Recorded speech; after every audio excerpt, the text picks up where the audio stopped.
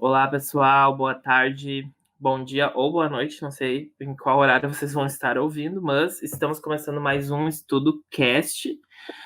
Estou aqui na presença das minhas queridas colegas para a gente falar sobre o tema de hoje, que é direito, os humanos das pessoas pretas. Meu nome é Edivan, para quem não sabe. Vou pedir para minhas colegas se apresentarem também rapidinho, para quem não conhece elas ainda. Boa tarde, meu nome é Rafaela. Boa Oi, tarde. pessoal. Pode Meu falar, nome é Ju. Júlia. Eu sou a Caroline. Eu me chamo Gabriele. E eu me chamo Vitória. Isso aí. Bom, a gente já vai dar então início ao assunto. Vou passar a palavra para a Rafa, que vai começar a conduzir o nosso tema de hoje. Vai lá, Rafa. Boa tarde, então. Gente, vamos falar então um pouquinho sobre o racismo, né? Vamos dar início então sobre o que seria o racismo, né?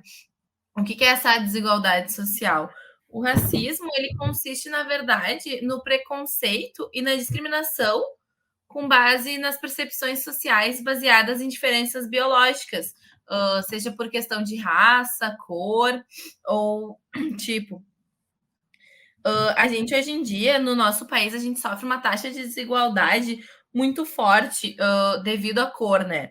Eu tenho aqui análises do IBGE que revelam que a desigualdade de renda entre grupos de cor e raça, declarando que brancos e amarelos possuem maior média mensal de rendimentos do que negros e indígenas, assim como possuem também menores taxas no campus de educação. E eu acho que é uma taxa bem relevante, assim. E esses resultados se dão não somente de discriminações ocorridas no passado, de heranças históricas, mas também de um processo ativo de preconceitos e estereotipos raciais. Sim, eu acho que isso é algo bem visível no campo tanto da educação, né? Que a gente vê poucas pessoas pretas, né, em universidades. Eu, pelo menos, vejo muito pouco, né? No meu curso, principalmente. E no trabalho também, né, acredito.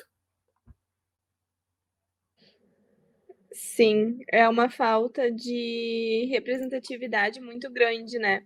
É justamente isso que vocês comentaram. A gente não. Quando a gente para pensar, assim, a quantidade de pessoas pretas no ambiente de trabalho e mesmo no nosso curso, realmente, assim, a gente vê que não tem muitas pessoas.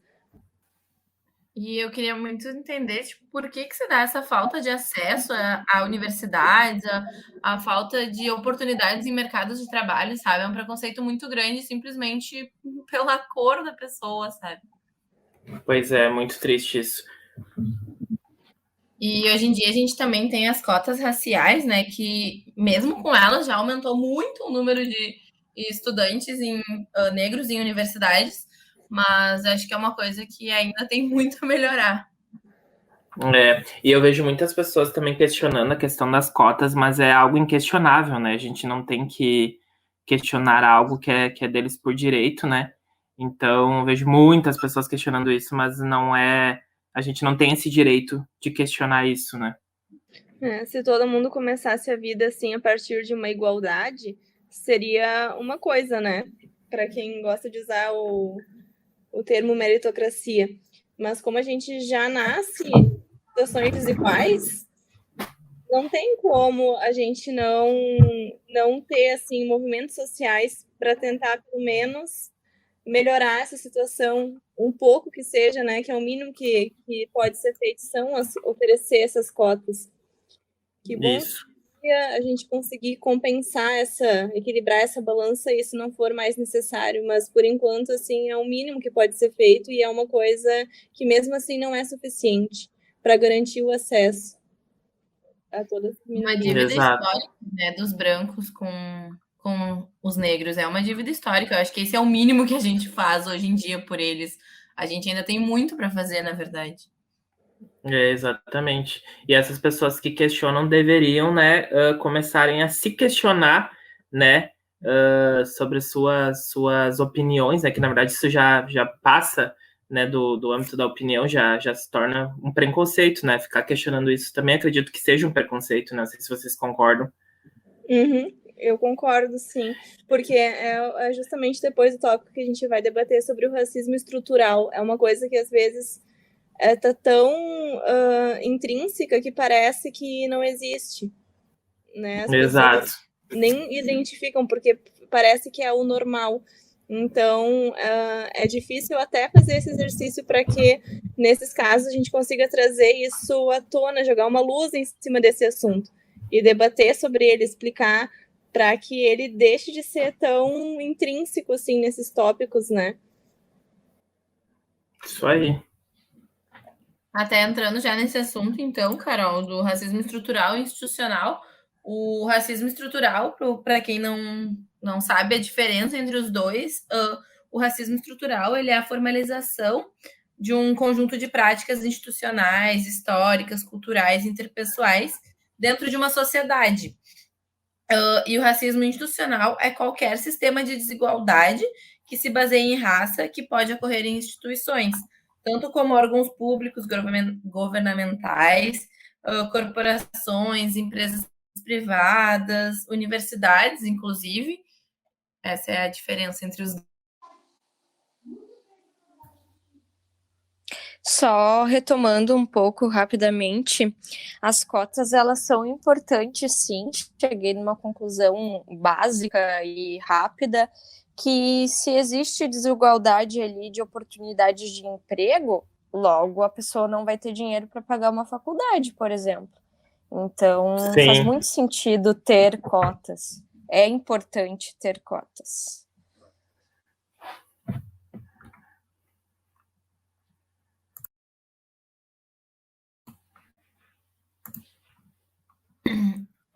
E hoje em dia também o racismo ele já é crime no Brasil, né? Tanto estrutural, institucional, enfim, ele é crime, ele está até previsto na lei 7.716 da Constituição, e acho que a gente já avançou muito em relação às coisas passadas, mas acho que a gente ainda tem que avançar muito. Eu acho que muitas pessoas esquecem, né, que racismo é crime, né? E eu acho que não é recente, isso já é de muito tempo, né, Rafa? Se eu não me engano. Sim, é de bastante tempo já. Só que é aquela coisa, sabe? A gente não vê acontecendo, a gente não vê pessoas sendo punidas por cometerem atos racistas, pessoas sendo punidas pela desigualdade com alguém, sabe? Inclusive, isso foi algo que foi uma das pautas que a gente trouxe para o nosso estudo, né? Não é o meu local de fala, né? Mas a gente se questionou, né, que só a pessoa que sofre esse racismo, que sofre esse preconceito, pode dizer, né, o que ela sentiu, o que ela passou. E a gente não deve ficar questionando isso. Não, mas isso não é racismo, isso não. Porque eu vejo muita gente, às vezes, botando em pauta, em discussão. Não, mas essa atitude é racista, não. Mas se a pessoa que passou por isso, sofreu por isso, se sentiu ofendida, se sentiu mal, a gente não tem que questionar, entendeu? Então não é uma pauta que a gente tem que abrir. Se a pessoa não gostou, é porque ela sabe do que ela tá falando.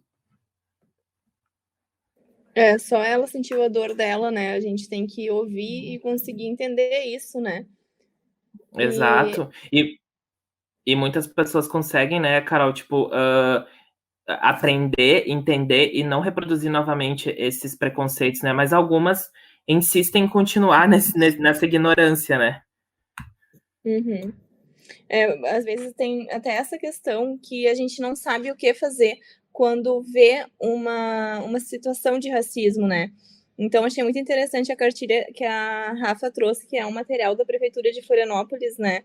Que justamente dá esse tipo de instrução. Sofri racismo, o que fazer? Aí dá orientação, assim, o que fazer para conseguir um amparo legal, para conseguir buscar uma orientação jurídica, sem, assim, tentando não revidar, né? Não se prejudicar.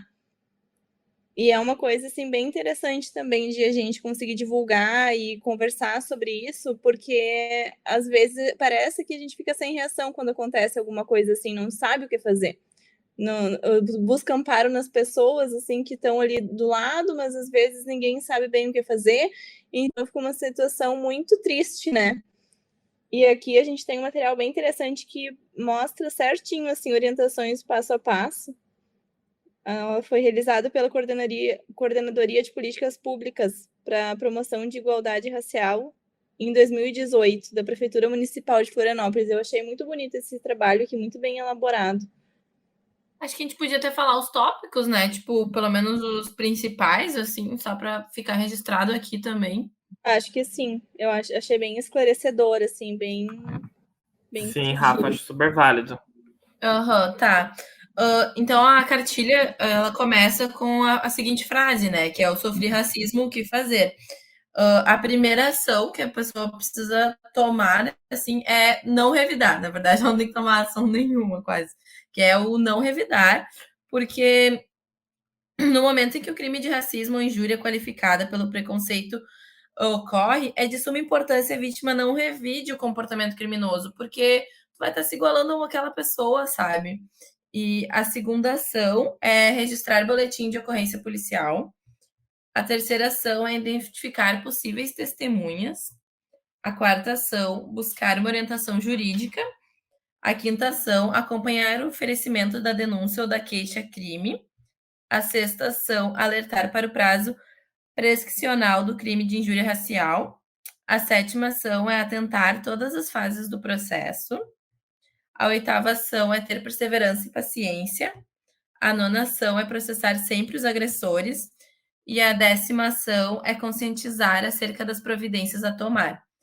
E é isso, sabe? Tipo, a justiça tá aí, hoje em dia existem leis para isso. Eu acho que a gente não pode ficar mais só nisso, que nem o primeiro tópico era muito importante, de não revidar, porque a justiça está aí, existe lei, e é eles que vão tomar as medidas cabíveis contra as pessoas.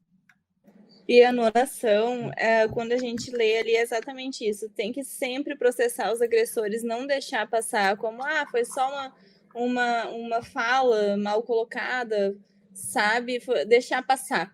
Eu acho que realmente tem que sempre tomar medidas para que isso mude. Senão nada vai mudar. A gente vai naturalizar esse fenômeno e vai continuar acontecendo.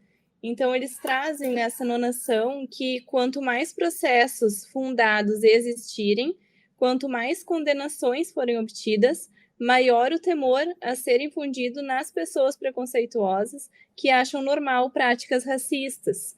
Xingar, discriminar e impedir o acesso a direitos por motivos raciais é uma prática secular e que figura no imaginário coletivo como sendo algo normal que pertence ao cotidiano. Então tá aí a importância de a gente quebrar esse ciclo da normalidade, né? Da naturalização do racismo.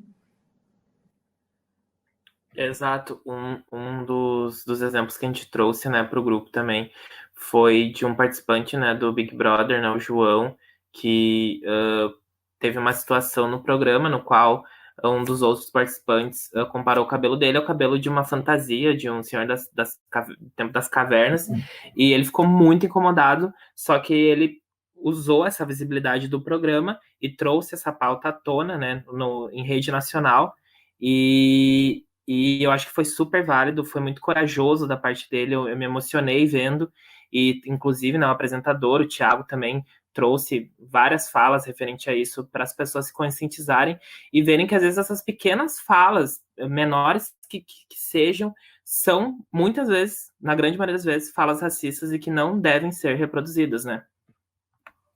E quanto mais as pessoas verem que acontece, que as pessoas processam, que coisas realmente acontecem, que a justiça está ali, menos vai acontecer esses atos. Porque às vezes as pessoas não fazem pensando, isso não acontece, no Brasil não vai acontecer nada, então não é nada demais. Vocês falando agora do João, eu me lembrei que agora, acho que foi na última semana, teve uma foto que repercutiu bastante na internet, né? Era uma empresa de assessoria digital, acho que é da XP, e a XP é de investimentos. E eles tiraram uma foto dessa empresa, tipo, terra das cervejas lá em cima, em Porto Alegre, e todo mundo criticou porque só tinha gente branca. Tipo, todo mundo branco. E tinha mais ou menos umas 50 pessoas e só tinha 2 de máscara. E aí o Estado moveu uma ação contra eles, pedindo para eles botarem pessoas, mais diversidade, botar a comunidade LGBT, porque não tinha ninguém, basicamente. Era só um monte de pessoa branca. Isso choca muito, né, ainda, né, a gente vê essa falta de representatividade, né. Ah, eu acho que... Eu não sei vocês, mas eu me incomodo muito, assim, se eu for trabalhar numa empresa ou em algum lugar que falta essa diversidade, porque eu acho que a gente vive, né, num mundo tão diverso, com pessoas de todos os tipos, e por que a gente, nesses ambientes mais, vamos dizer, formais, digamos assim, a gente vê tanta falta, né, dessa diversidade que a gente vê tanto na rua, né, em outros lugares.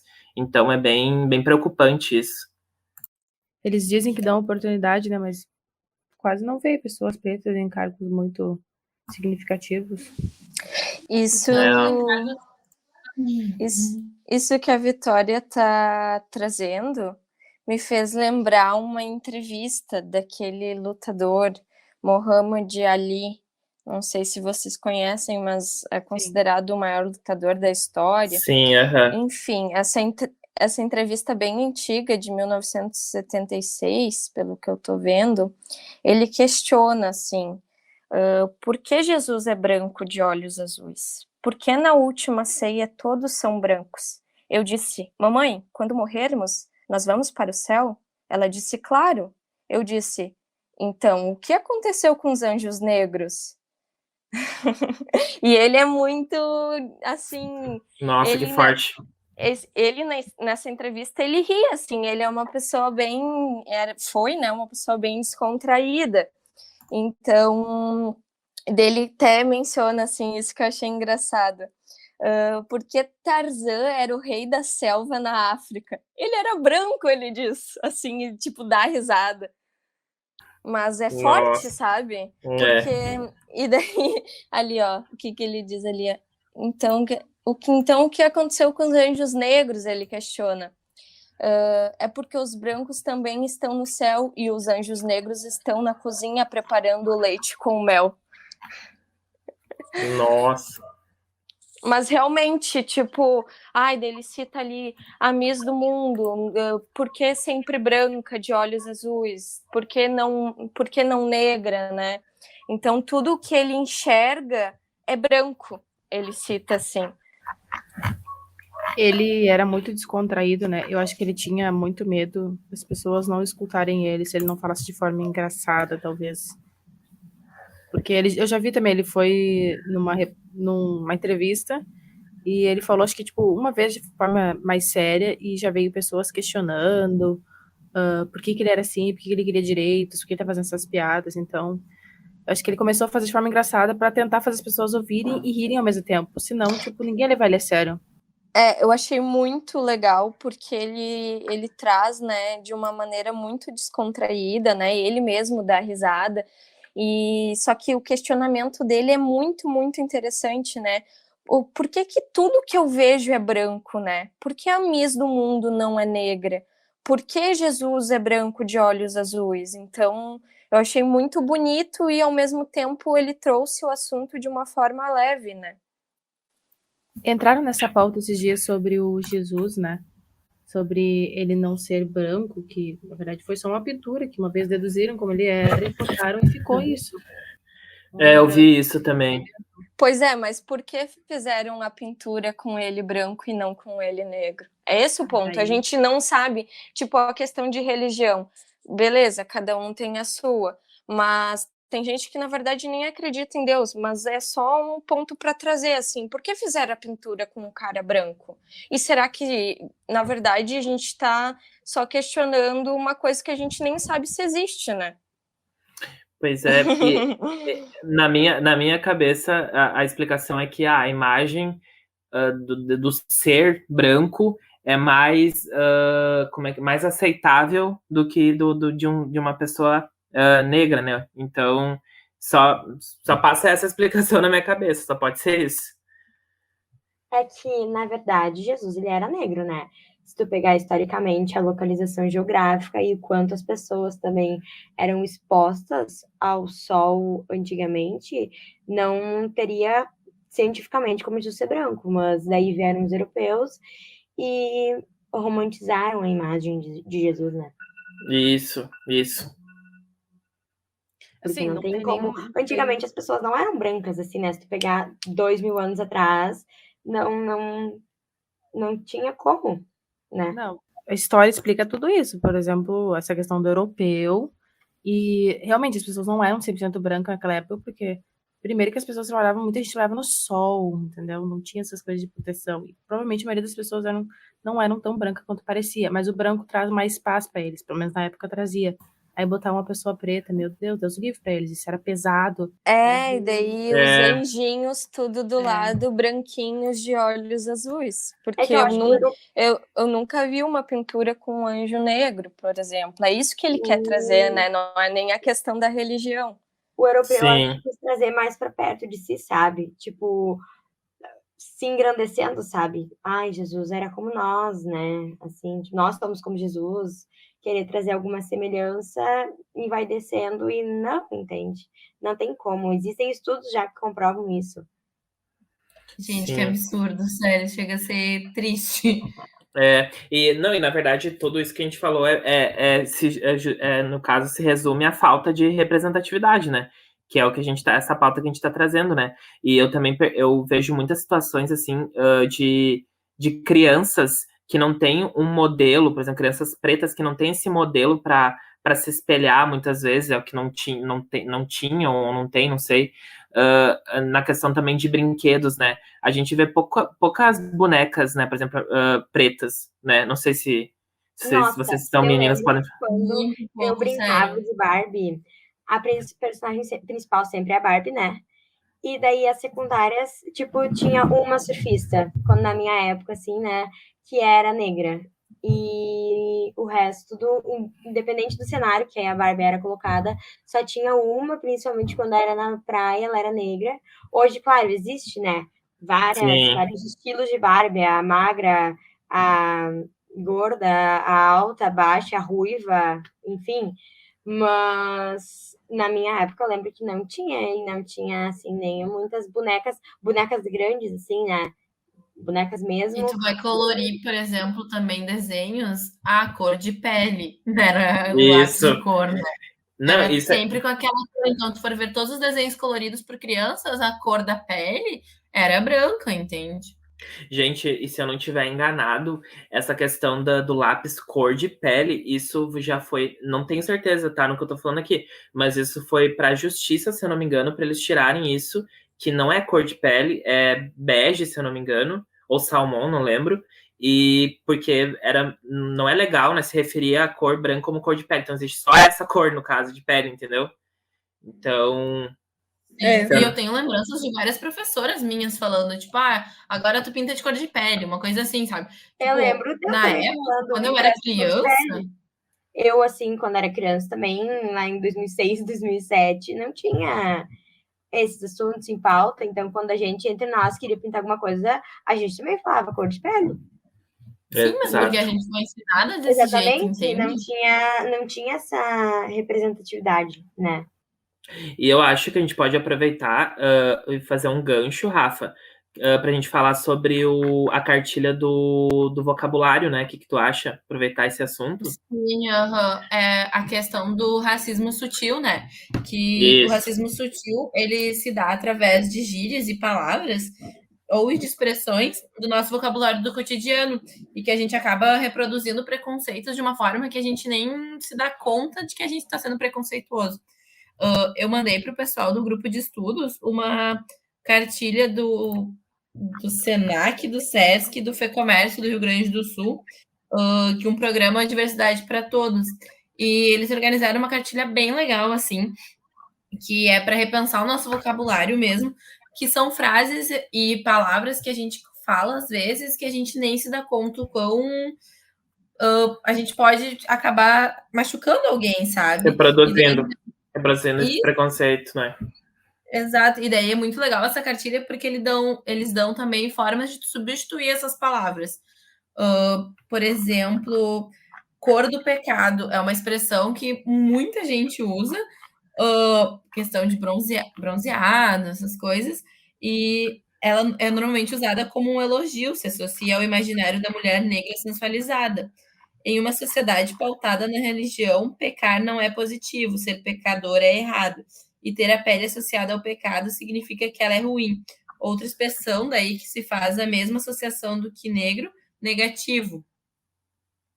Ou seja, não usem essa expressão. E tem vários outros, eu não sei se vocês querem cada um contribuir com o que mais achou relevante a palavra, porque tem muitas. Pode ser. Eu vou falar uma aqui que eu acho que é uma que muita gente reproduz, né? Que é denegrir, né? Muita gente reproduz. E tem como real significado, né? Tornar negro ou escurecer, né? É usado para difamar ou acusar injustiça por outra pessoa. Sempre usado de forma pejorativa, ou seja, utilizar essa palavra pejorativa é extremamente racista, né? E aqui eles dão uma dica da gente usar a palavra difamar ao invés de denegrir. Então, isso eu acho super importante a gente falar. Eu também já vi sobre o criado mudo, né? Que antigamente os negros, eles eram escravizados, e daí quando os brancos iam dormir, eles tinham que ficar parados, literalmente, sem se mexer, sem piscar praticamente, a noite inteira com um copo d'água ou com algo ali do lado da cama, para se os brancos precisassem pôr um livro, pôr um óculos de alguma coisa, eles tinham que estar ali parados. Como se fosse um móvel mesmo. Sim. Eu quando descobri essa, eu fiquei bem chocado, assim. Eu não sabia dessa. Doméstica também é um que me surpreendeu bastante, porque, na verdade, as domésticas eram mulheres negras que trabalhavam dentro da casa de famílias brancas e eram consideradas as domésticas. Então, o termo que eles botam para a gente substituir é empregada, funcionário. Sim, não, e tem muitas, né, gente? Aqui também eu vi Não Sou Tuas Negas, né? Que trata a mulher negra como qualquer uma, ou de todo mundo, e relembra o tratamento das mulheres escravizadas que eram seguidamente assediadas e estupradas, né? A frase deixa explícita que com as negras pode tudo e com as demais não se pode fazer o mesmo. E no tudo está incluso desfazer, maltratar. Portanto, além de profundamente racista, o termo é carregado de machismo. Então, assim, não tem nenhuma dica de outro termo para ser usado. É simplesmente não use esta expressão. Em maiúsculo. E tem um outro termo também que é assim, parecido com esse, que é da cor do pecado. Que a gente comentou que já teve até uma novela com esse nome, né? Sim, aham. Que remete justamente a isso. Assim, o que seria a cor do pecado? Seriam as indígenas e as mulheres pretas, que os homens europeus chegavam aqui e achavam, da cor do pecado, tá me instigando a ter relações sexuais, ou seja, esses estupros que aconteciam muito e que a gente sabe culturalmente, e agora a gente tem a comprovação científica. Vocês conhecem o projeto Genomas do Brasil? Não conheço. Ele é um projeto para caracterizar assim a nossa diversidade genômica, criar bancos de dados públicos para fomentar a nossa pesquisa e o desenvolvimento da genética humana e a genômica aqui na nossa população brasileira, porque o que a gente tem hoje do genoma humano, esses dados, eles são de populações europeias, né? Populações brancas que, assim, não representam a nossa, né? Que é uma população miscigenada.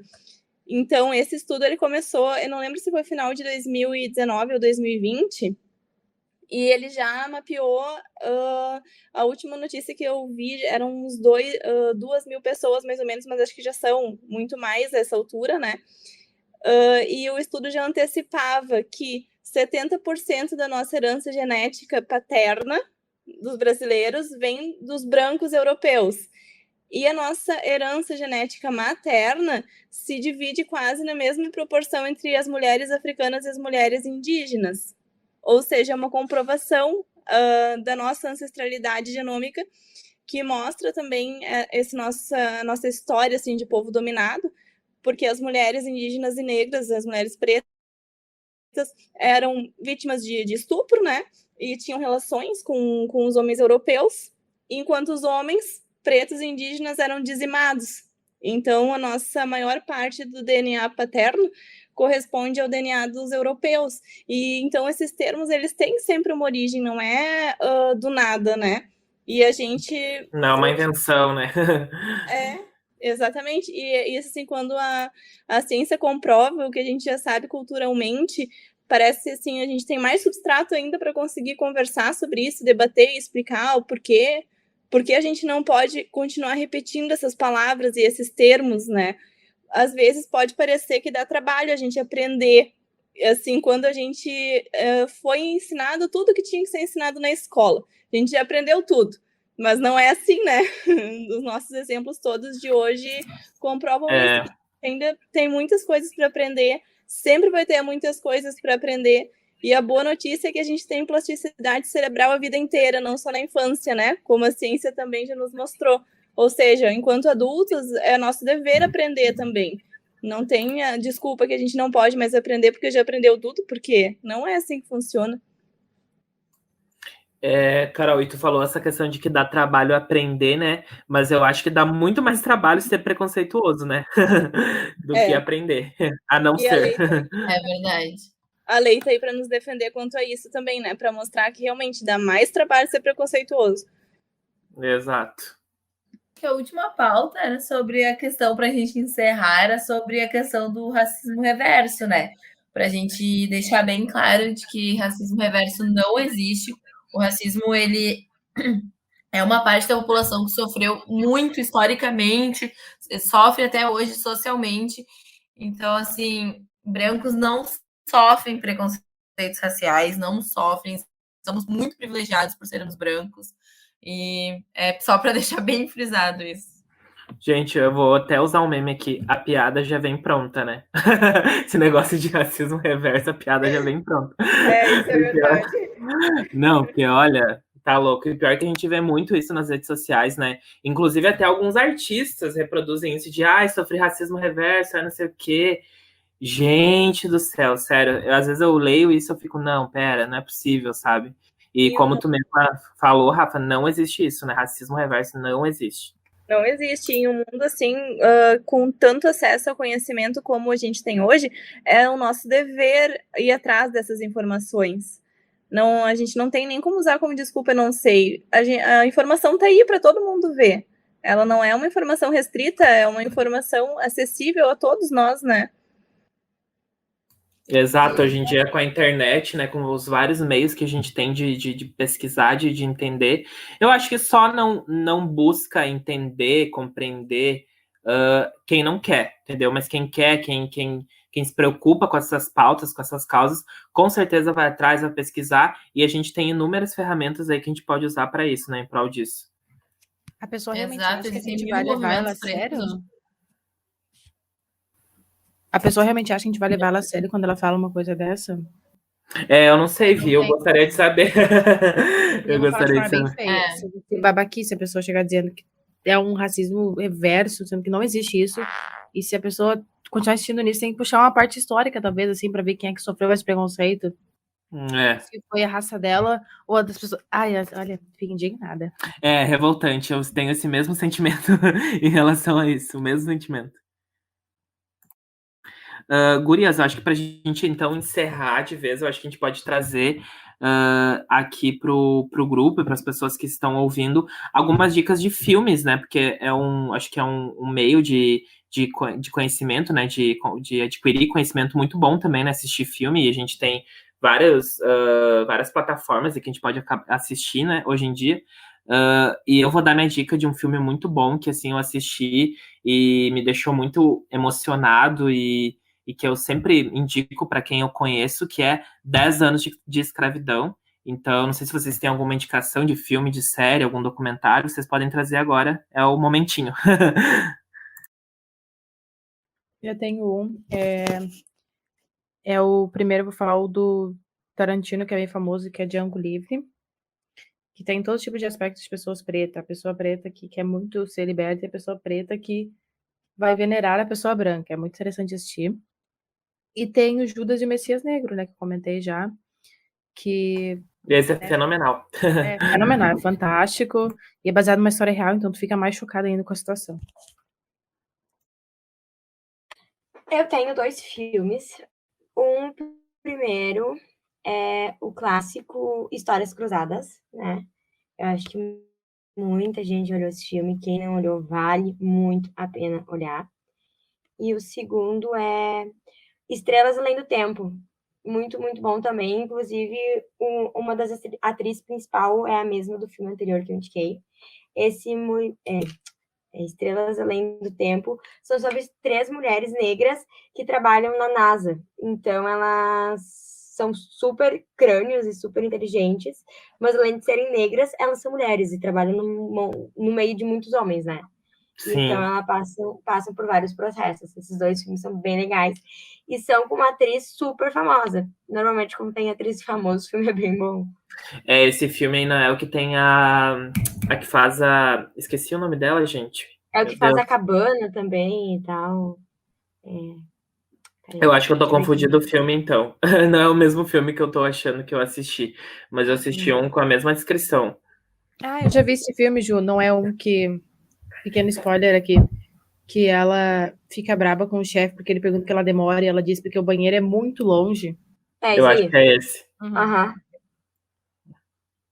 É esse filme.